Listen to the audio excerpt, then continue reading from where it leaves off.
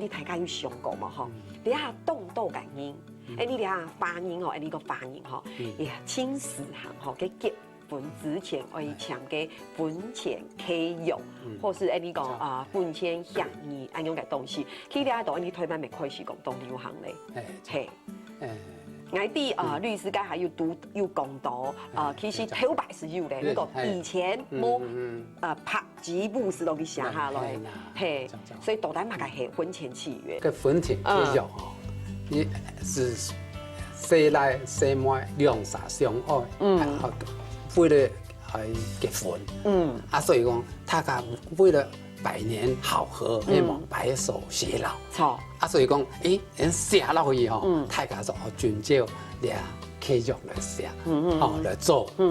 婚前契約，大家好有兩方面，大家有共同嘅意思，唔會結婚。唔是唔得講寫嚟，對面冇嗰種嘅交流嚟，安尼係是唔得咯。是唔得。就書面寫落去，咁算數，係嘛？所以個婚前契約是包含咗真多，你會有真多唔過問一下律師，問一下，你依家還有講到一個重點，乜係重點？你講該白紙黑字寫下來嘛，不可以反悔。好，那用英長要該你講法律效率、法律嘅效率。你愛像係講假使愛容易結婚嘛吼，該愛都很相愛啊，咁講你咪那種吉祥，後來講用誒，用誒，3、4可能到50條唔多，用誒怎樣嘅法律嘅效力？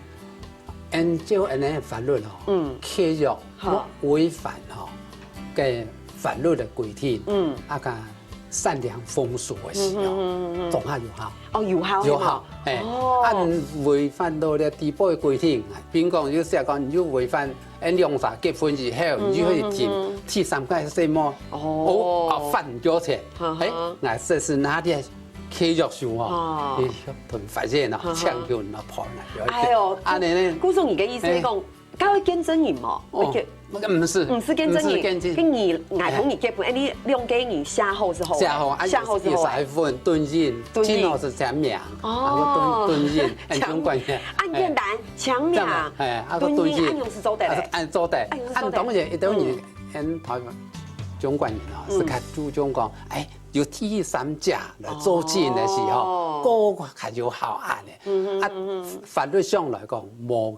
強制講就聽到見證人，因為這個，因為以前結婚嘅時間要見真人嘛，你下唔是的嘛吼？你下結婚你嘛愛喎，唔係講啲法律咩照上下叫見證人，結婚婚嗰種用一種形式嘅結婚，這個形式上嘅結婚就完全講咧，是講至少有兩個見證人，公開儀式，然後過來呢實質嘅嗰種嘅。